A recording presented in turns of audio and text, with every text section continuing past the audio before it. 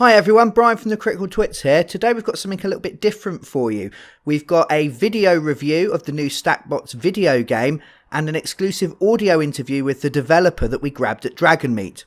Firstly, we're taking a look at Stak Bots Breakout, a new puzzle game from Dogeared Games that's currently available via itch.io for PC or Mac. It costs 2 of your American dollar monies, which is a veritable fortune in this post-Brexit world. It's also currently undergoing Steam Greenlight verification.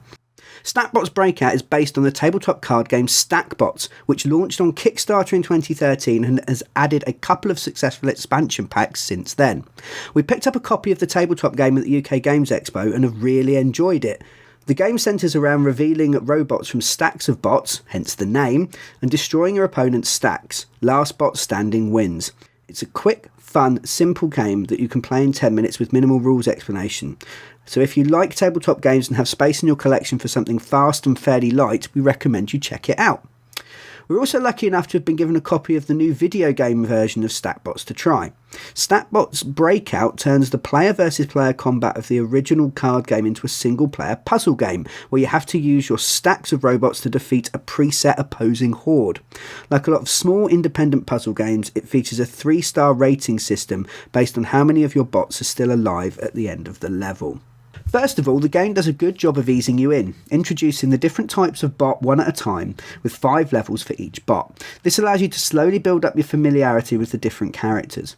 You'll need this introduction as there are over 230 different puzzles and 45 bots to take on, which should take you hours to complete, especially if you're like me and hate to move on until you've saved as many bots as possible and got all 3 stars. Each bot in your stack has its own special ability and attack value and will take damage as well as give it.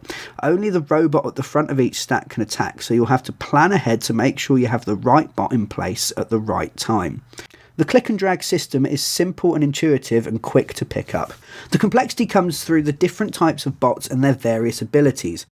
Core bots just do damage, running face first into enemies, or at least that's what I like to imagine them doing. Spike bots kill the bot behind the one they attack with their stabby bits, while trip bots push opposing bots around like a playground bully. There are dozens of bots to master and play with, and the game's puzzles increase in complexity each time a new one is introduced.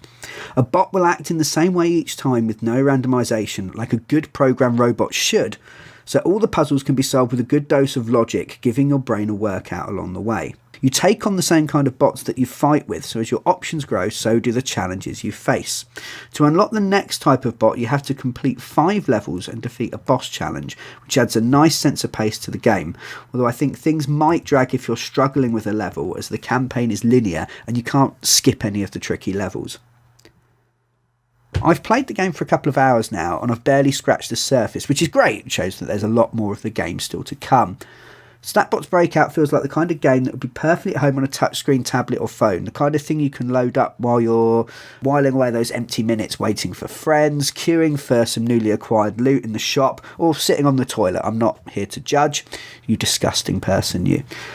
The game has a quirky art style that I know doesn't appeal to everyone, but I personally find the robots rather cute. The soundtrack and effects have a nostalgic chiptune feel to them that perfectly fits the theme. It's also gloriously free of microtransactions and their accompanying bullshit, which can only be a good thing.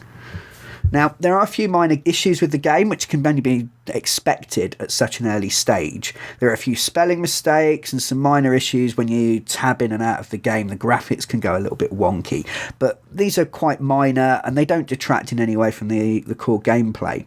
What is really distracting is the way the theme tune resets every time that you restart the level, which can be, every sort of 30 seconds if you're really trying to get those 3 stars. And I've memorised those opening notes. I'd rather the sound just played continuously in the background, and I'd quite like them to fix that before it drives me mad.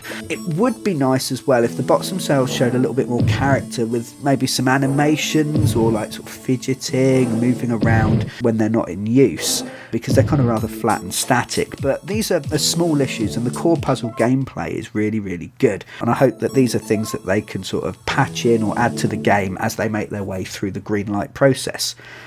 Stak Bots Breakout is a cute, addictive little puzzle game. Trying to get all 3 stars on each level will take you quite a long time, and it's a great way to exercise your brain. There's a level editor included and a promised future player versus player mode which should bridge the gap between the card game and the video game incarnations.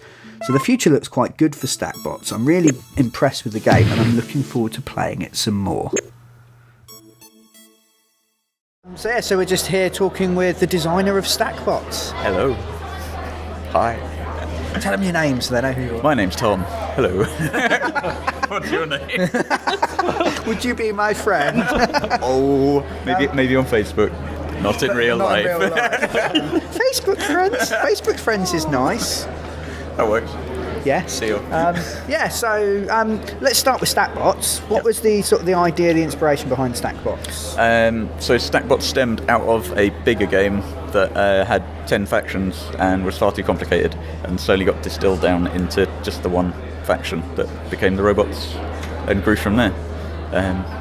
So it's a bastard derivation of several different versions of games that became the beast it is today.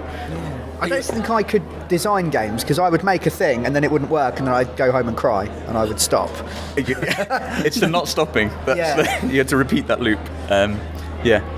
You go through many cycles of going, oh, this works, I've had this amazing idea, especially when you're half asleep or drunk, and then you test it and go, oh, none of that worked at all. It was not a good idea in the slightest, and I've now scribbled on all the cards that I had made before that did work and changed things, and then now I have to remake them all.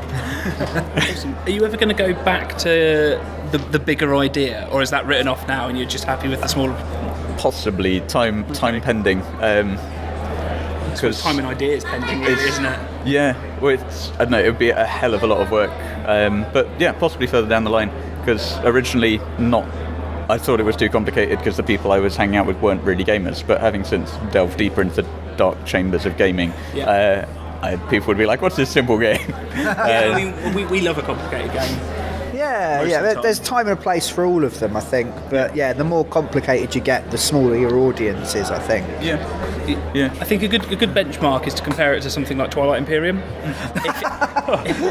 If it becomes the most complicated game. If it's going to take you 3 weekends to play, maybe a bit much. But I think we've played games that last hours of many things, to be honest. I wouldn't say complexity is necessarily a bad thing, but like Brian said, it will narrow your market. So I suppose there's that consideration as well. What was it that got you into wanting to make games then? Kind of did it when I was really young. Me and my little brother used to play. We had what were they called? Citadel combat cards, I think. That had the little one. We used to play with them, and basically top trumps. But you could mix the decks in with each other. But that got pretty boring pretty quickly, being top trumps. So we used to come up with just made up games that didn't have proper rules, where they were fighting each other and this, that, and the other. And used to take board games and change things and mess about with them. And then years later, didn't do that for ages, and then got into Magic fairly heavily. And then, re-stirred the bug for working on games, and then, a few years later emerged with something that was possible. I assume when you say into Magic, you mean The Gathering. You weren't pulling a rabbit out of a hat and went, oh shit, I've got a really good idea for a game. I play games. Pulling a small robot out of a hat and going, shit, this is the thing. Wait a minute. Next big thing. I can create anything I like as long as it's a dice, a card, or a meeple. I must become a game maker. Yes. I will summon the pieces from the ether. Don't need a manufacturer. I've got all these silk scarves. Legitimate design process being discussed. Manufacturing process, I suppose, isn't it? Cool. Because we've played the basic Stak Bots, the card version. Well, we played both, but the expansion. Yeah. So for those listening that have played Stak Bots or seen our thing of Stak Bots that want a bit of idea what this expansion holds, is there any kind of particularly exciting things that are coming in it? Yeah. So in the red one, which we've just launched today, coincidentally, you've got a whole new set of cards in there. So all the bots do something different. New game mechanics in there. Some incredibly destructive cards that can take out 5 or 6 cards at once. Very nasty things. You've also got 2 new game modes. One is the Breakout version, that the desktop game, so the card equivalent of that you can play as a solitaire game.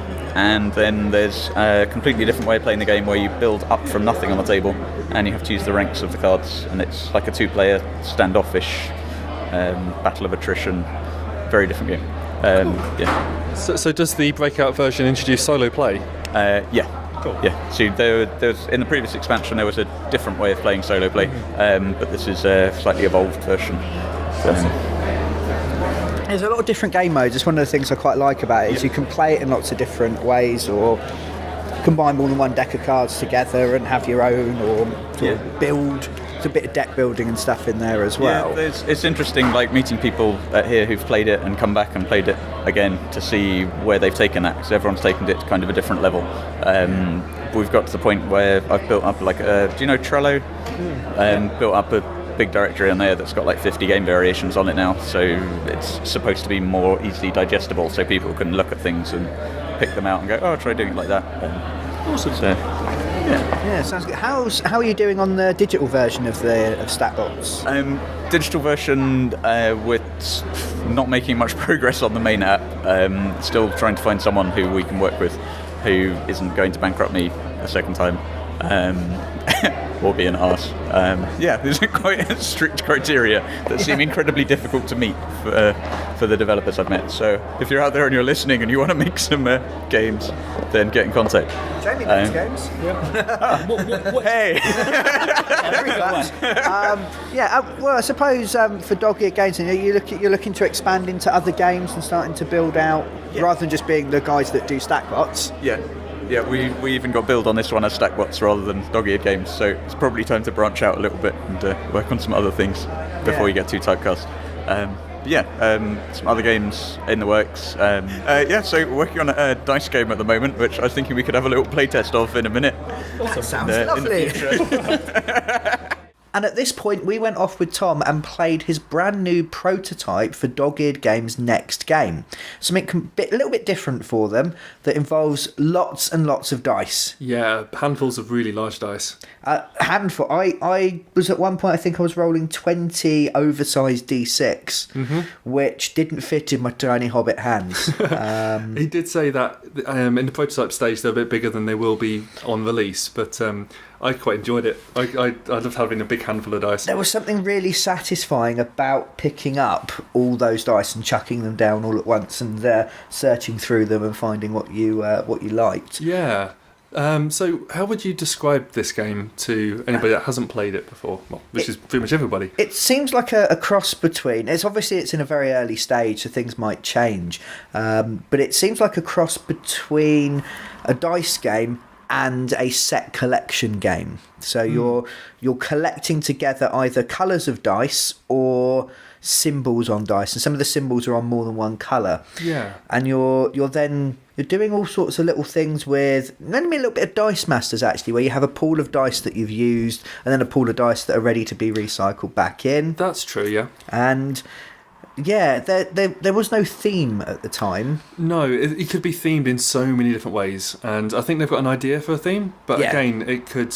Yeah, you could set it in a fantasy setting, or you could set it in modern day. You could do all sorts of interesting things with it. Yeah, there was an element of matching together gold and houses were the symbols that Tom would put on the dice at this point. So you needed a house for the gold to go into, or to be collected together. Pair them up, yeah. There was an element of player interaction.